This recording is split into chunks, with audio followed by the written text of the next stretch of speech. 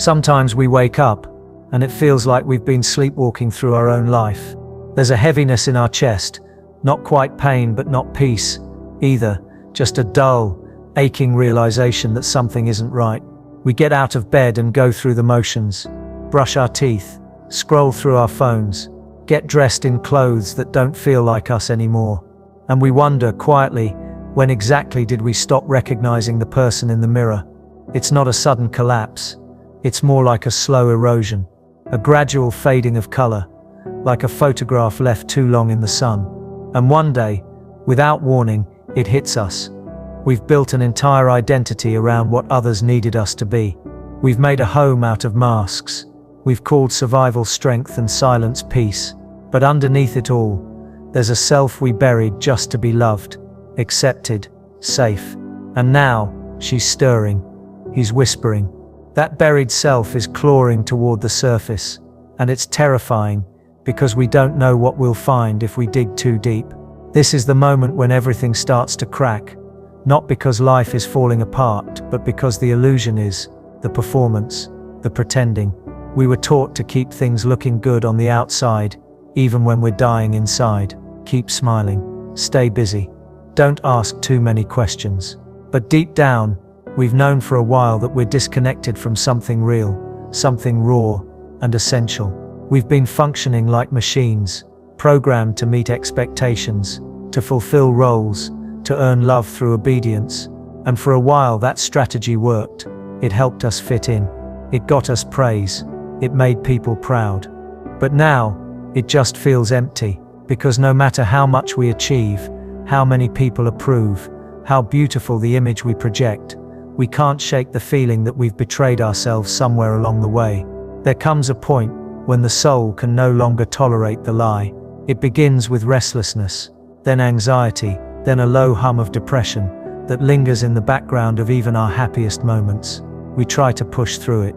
We tell ourselves we're just tired, just ungrateful, just overthinking. But that's not the truth. The truth is that our spirit is suffocating. Our heart is asking for more than performance. It's begging for truth, for depth, for connection that doesn't require self-abandonment. And when we start listening, really listening, we begin to see the ways we've shrunk ourselves to fit into places that were never meant for our becoming. We see the relationships where we had to dim our light to be loved, the jobs where we had to silence our voice to be respected, the dreams we gave up on because someone told us they were unrealistic. And it hurts. It breaks something open inside us. But in that breaking, something sacred begins to breathe again. This is not the end. It's the beginning. The beginning of remembering who you are beneath the armor, beneath the conditioning, beneath the fear. It's the painful, beautiful birth of your authentic self, and birth is never clean. It's messy. It's loud. It requires labor. You will cry. You will doubt. You will grieve the versions of yourself you wore just to survive, but you will also rise. You will find your truth, not the one you were taught, but the one your soul came here to live. And when you do, you'll start to feel again. Not just happiness, but wholeness. Not just excitement, but alignment. And that's worth everything. That's worth losing the people who only loved your mask. That's worth walking away from the paths that promised safety but stole your soul. That's worth starting over. Because this time you won't be building from fear, you'll be building from truth.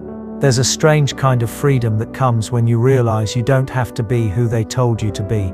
You don't have to carry the guilt, the shame, the weight of being too much or not enough.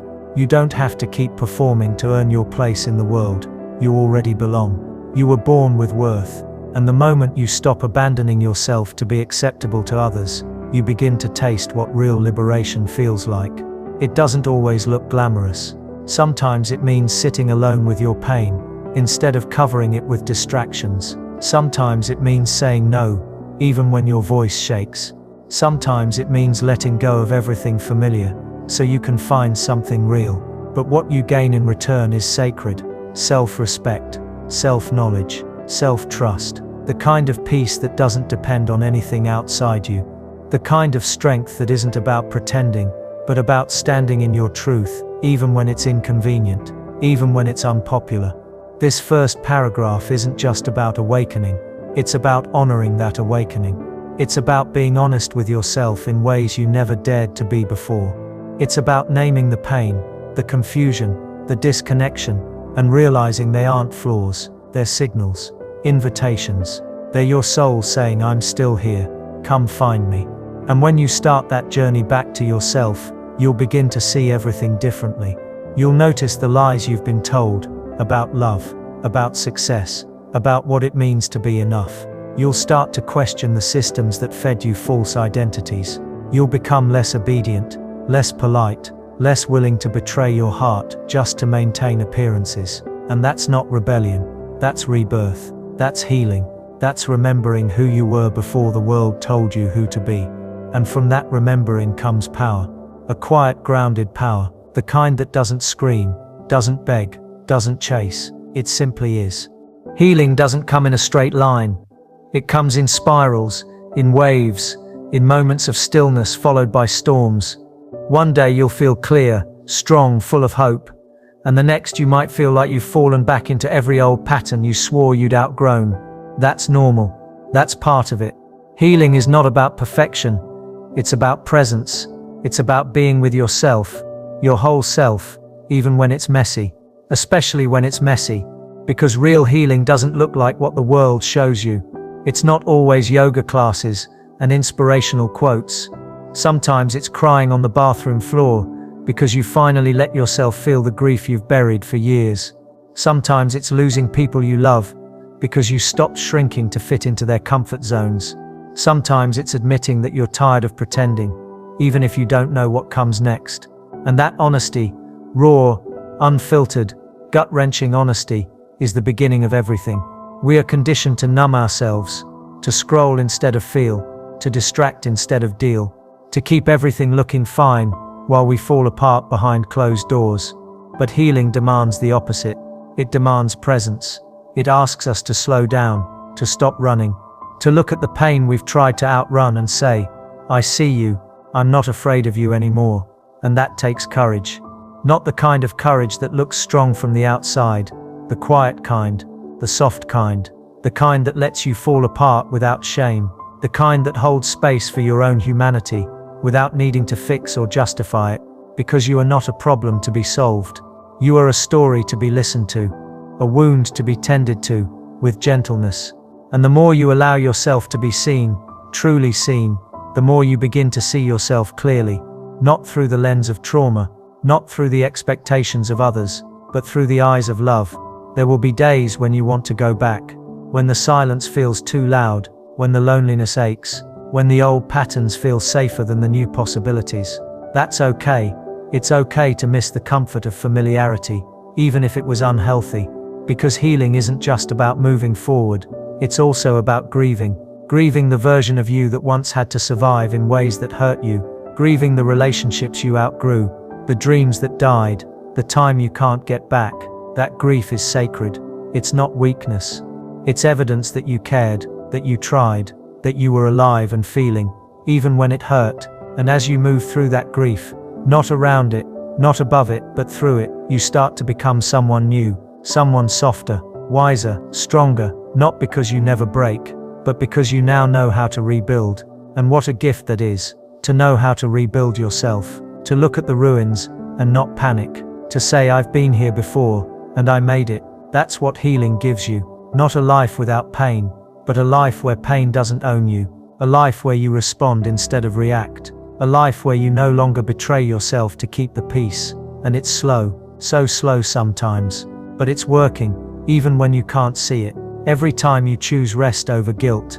Every time you say no without explaining. Every time you speak your truth even when your voice trembles. You are healing.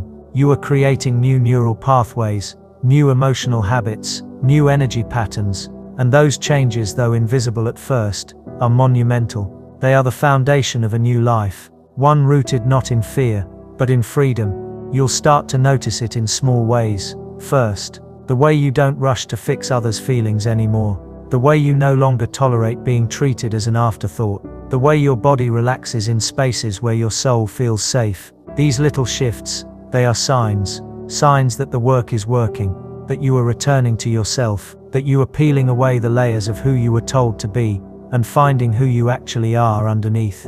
And she is worthy.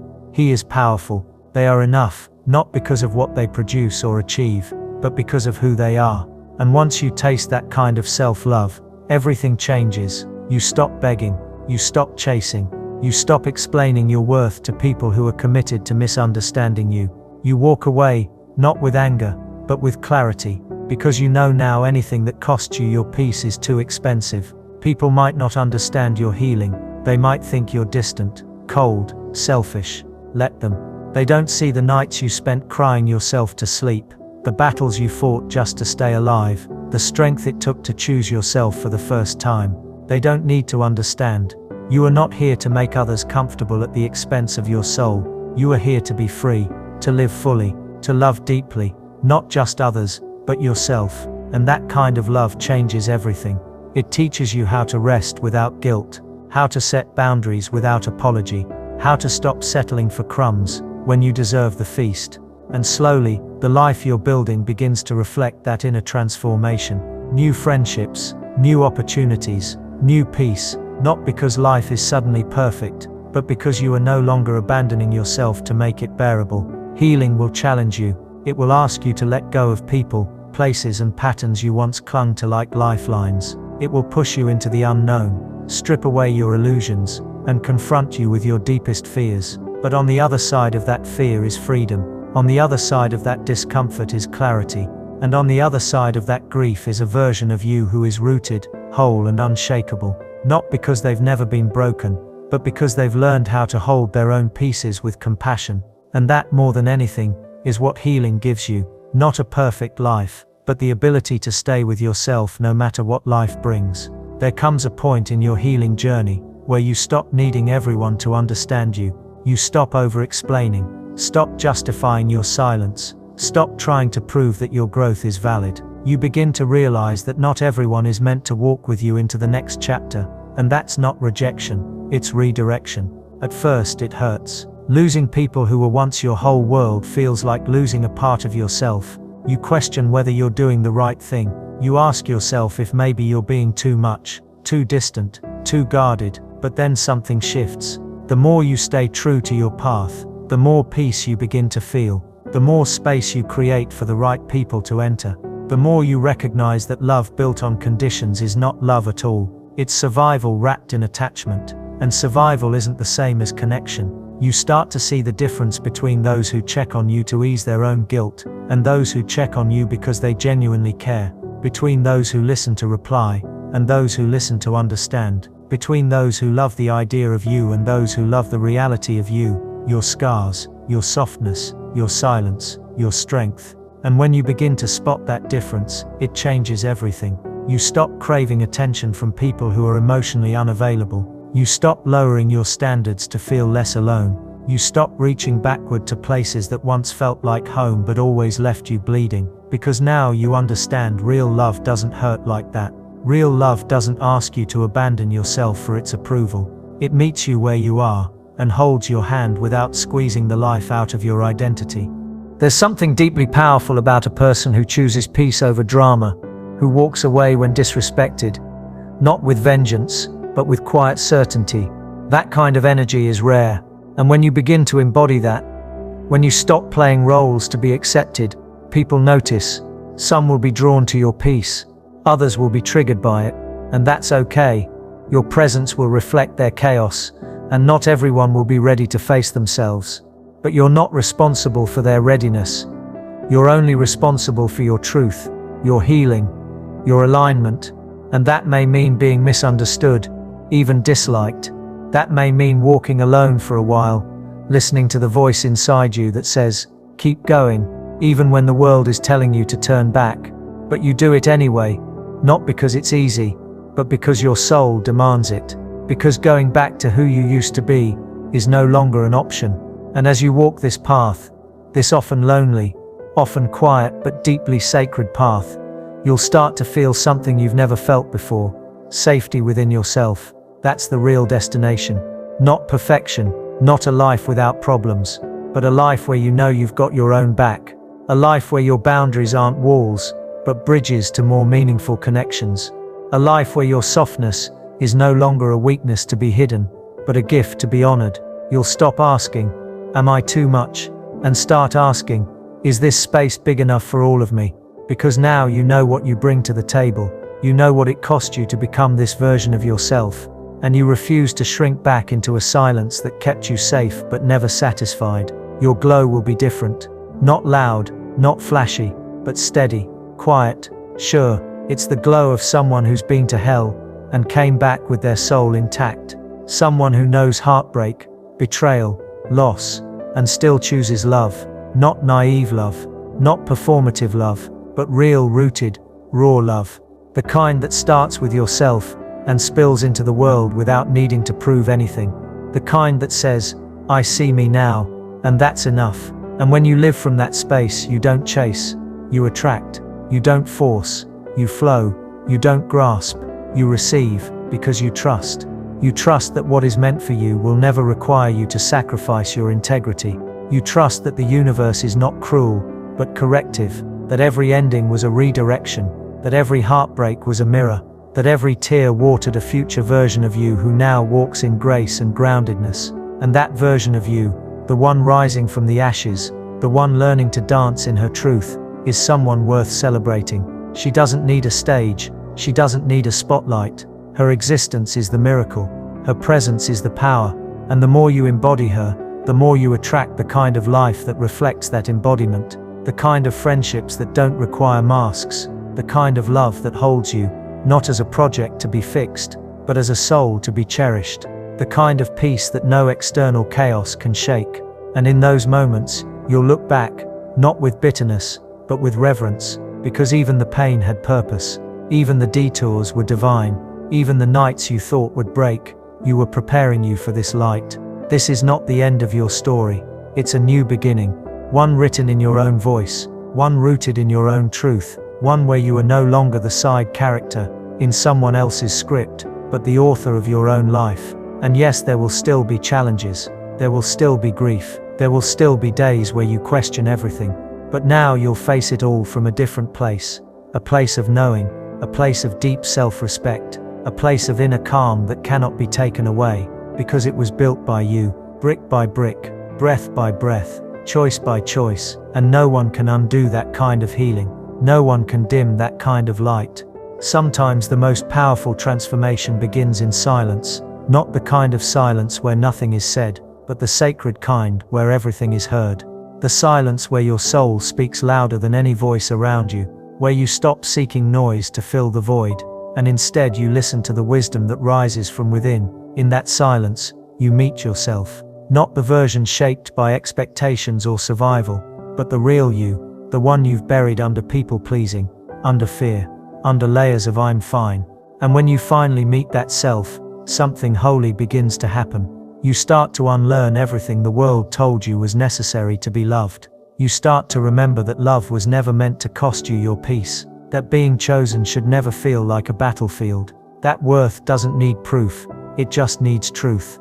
And that truth can feel like a quiet revolution, because for so long, you were told that strength looked like holding it all together, smiling through pain, carrying the weight without complaint. But now you understand, true strength is soft, it's vulnerable, it's the courage to fall apart, and still believe in your own becoming.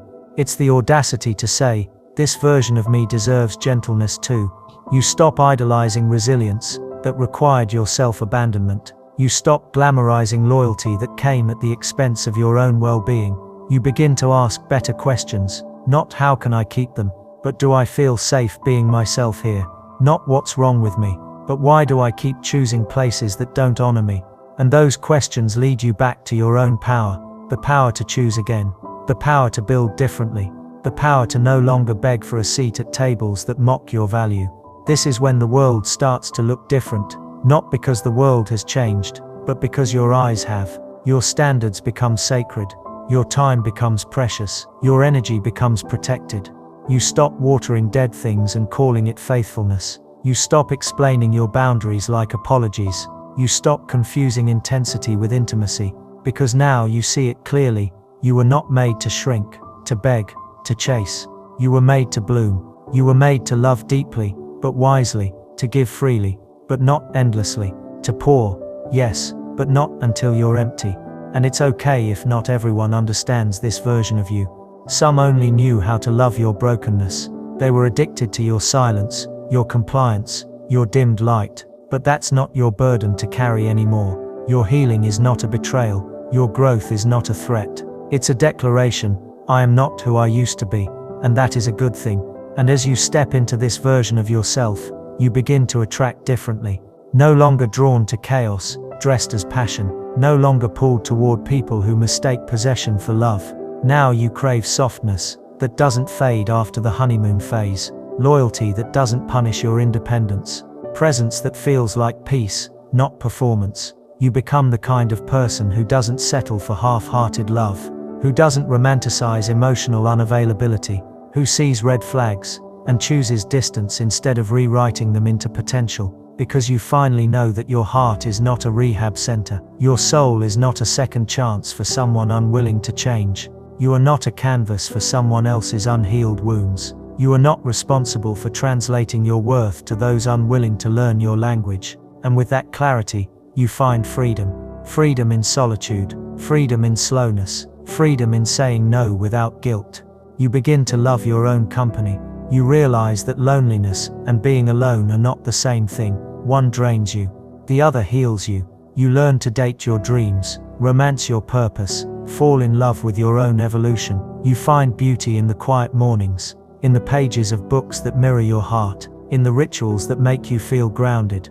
You start to feel whole without needing to be held. And when love does come, it will not be to fill a void, it will be an overflow, a complement, not a completion, a sanctuary, not a storm, because you've already done the work. You've already built the home within, and that home, your heart, your soul, your spirit, it no longer entertains visitors who disrespect the space. You've cleaned the floors with your tears, you've painted the walls with forgiveness, you've lit candles of faith in every corner, you've planted flowers in places that once held grief, you've made peace with your past, not by pretending it didn't happen, but by no longer letting it define your future. And now you stand at the door of your life, not waiting for someone to save you, but protecting all you've created with unwavering love. Not a love born from fantasy or desperation, but a love rooted in truth. A love that whispers, I am already enough, because you are, even with your cracks, even with your questions, even with the nights you still cry.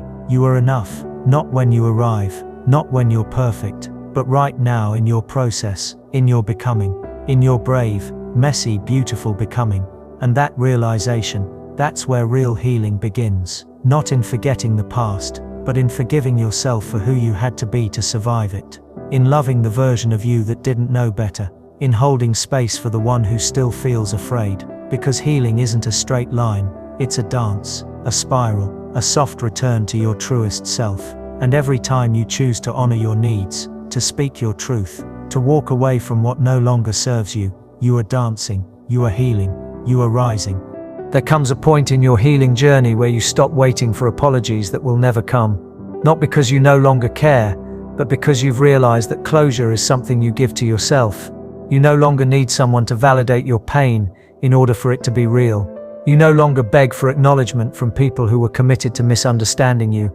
Because you understand now, some people refuse to see you clearly because clarity would demand accountability, and accountability would ruin the version of the story they cling to. So you stop knocking on locked doors. You stop trying to explain your heart to those who only ever listened with the intent to deny it. And in that letting go, there is power, not the kind that roars, but the kind that whispers, I am done bleeding in places where love was never planted. You begin to redefine what love even means to you. No longer shaped by the echoes of abandonment. No longer dictated by the patterns of pain passed down through generations. This time love looks like safety, like someone who doesn't make your nervous system go into survival mode, like being able to exhale in their presence, not walk on eggshells, like not having to convince them of your worth with performance or perfection. You start to crave love that doesn't come with confusion. You begin to see clearly that consistency is intimacy, that emotional availability is sexy, that feeling secure isn't boring, it's peace. And with that realization, you look back on your past with compassion, not regret.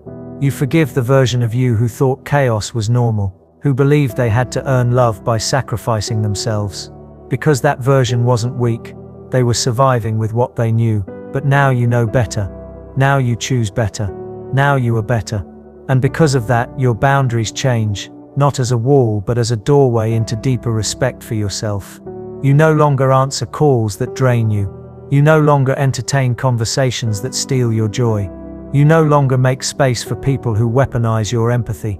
And yes, it's lonely at first, because when you start rising, your circle often shrinks. When you stop overgiving, the ones who only stayed for what you could provide tend to disappear. But their absence is not a loss. It's a reveal of who was never truly there for you. A reveal of how much energy you used to spend just trying to feel safe. And in that space, in that sacred quiet, you meet peace again. The kind of peace that doesn't need to be earned. The kind that wraps around you like a soft blanket and reminds you, you're safe now. You don't have to fight to be loved anymore. This is where your confidence begins to bloom. Not the loud, performative kind, but the grounded kind. The kind that says, I trust myself now. You stop second-guessing your intuition. You stop over-explaining your decisions. You stop apologizing for how deeply you feel. Because now your emotions are no longer a burden. They are a compass. They guide you toward alignment, toward truth, toward home. You realize that being too much was only a problem in places that demanded you be less. But you were never too much.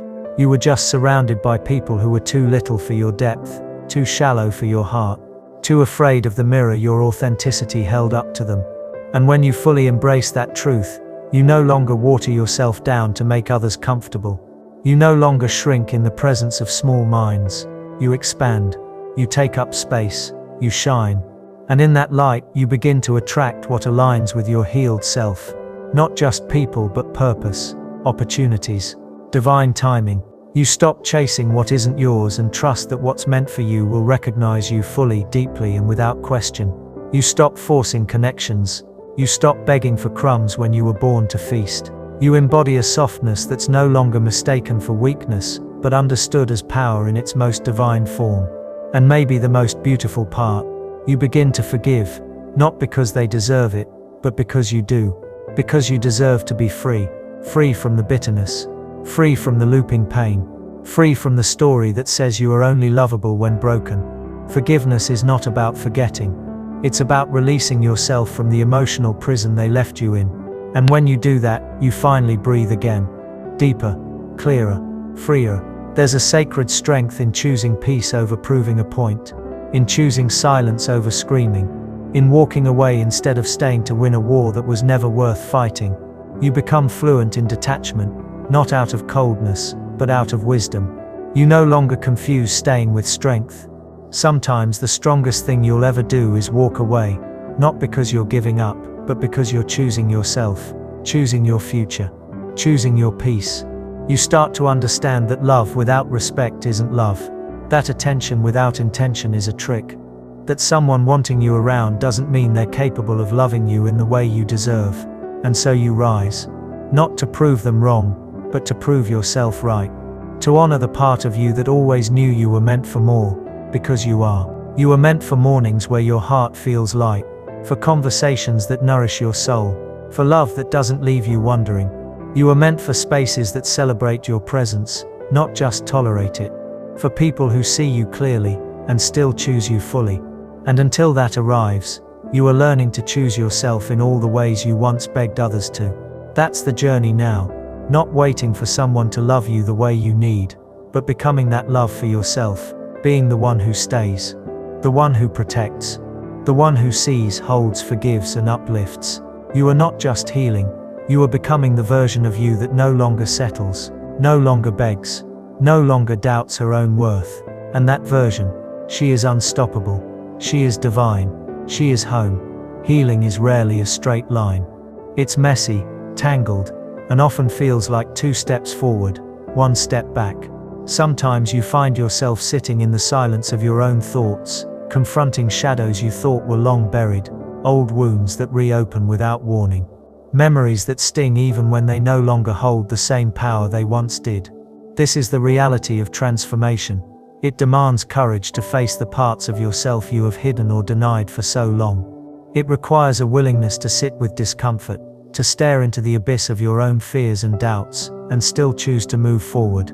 Because growth isn't about never falling, it's about learning how to rise again, over and over, with a little more grace each time. In this process, you begin to see the patterns that once kept you trapped, how you gave your power away to those who didn't deserve it, how you tolerated the unacceptable, because you thought it was the best you could get, how you silenced your own voice to avoid conflict or rejection.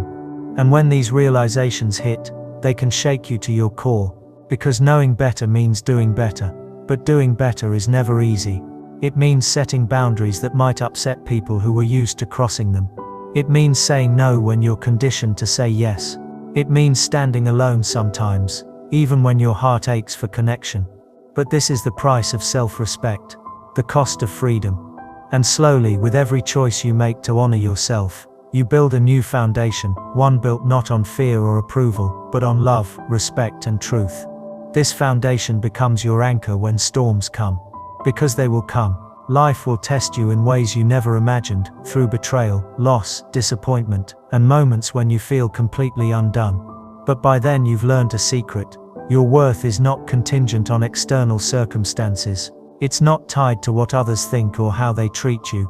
It lives inside you, steady and unwavering. A quiet flame that no storm can extinguish.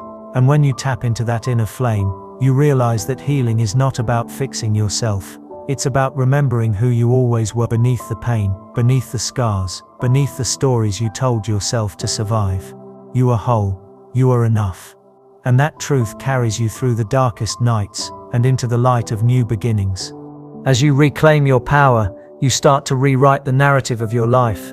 No longer the victim waiting for rescue, but the heroine of your own story. The one who chooses her path with intention, who sets her sights on a horizon filled with possibility. You become fluent in the language of self-love, learning to speak kindly to yourself, even on days when the mirror reflects doubt. You cultivate patience with your own pace, knowing that transformation cannot be rushed or forced.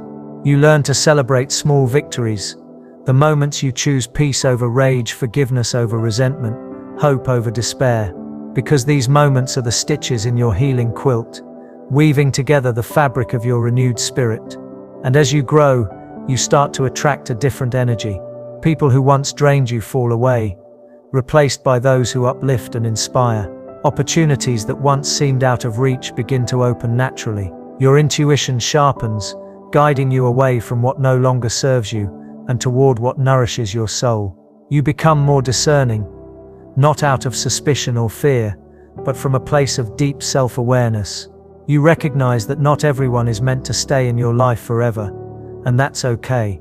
Some chapters close so that better ones can begin. And with each ending, you make space for fresh joy, new love, and deeper connection. In this phase, forgiveness becomes a radical act of self-care, not because those who hurt you deserve it, but because carrying anger and resentment only weighs you down. You release the heavy chains of bitterness so you can walk lighter and freer. Forgiveness doesn't mean forgetting or excusing. It means choosing peace over pain. It means taking back your power by refusing to let past wounds define your future. And when you forgive, you create a sacred space for healing to deepen, for love to grow, and for your heart to open wider than ever before. This opening is where true magic happens, where vulnerability becomes strength and brokenness transforms into beauty. You learn that it's okay to ask for help, to lean on others, and to be seen in your authentic messiness. Because healing is not a solitary journey, it's a shared experience that connects you to the collective human story. It teaches you empathy, compassion, and the power of community. And through this connection, you find not only solace, but inspiration to keep moving forward, even when the path is unclear. Ultimately, this journey is about becoming whole again, not perfect, but complete. Embracing every part of yourself with kindness and acceptance, allowing your wounds to be a source of wisdom instead of shame, and realizing that your past does not dictate your future. You hold the pen, you write your story with courage, grace, and love, and in doing so, you become the embodiment of resilience, the living proof that no matter what life throws your way, you can rise, heal, and thrive. And so here you stand, stronger, wiser, and more radiant than ever before. The battles you fought, the tears you shed, the nights you wondered if you'd ever heal, they were all stepping stones leading you to this moment. You are no longer defined by your scars, but by your courage to rise above them. Remember, your story is not about what broke you, but how you rebuilt yourself, piece by piece, breath by breath, with fierce love and relentless hope. Embrace this new chapter with open arms, knowing that you carry within you an unshakable light, a light that will guide you through any darkness ahead. You are worthy of joy, deserving of peace, and capable of creating the life your heart truly craves. So walk forward boldly, with your head held high, and your spirit unbreakable, because the world is waiting for your unique magic. This is your time, your healing is your power, and your story, it's just beginning.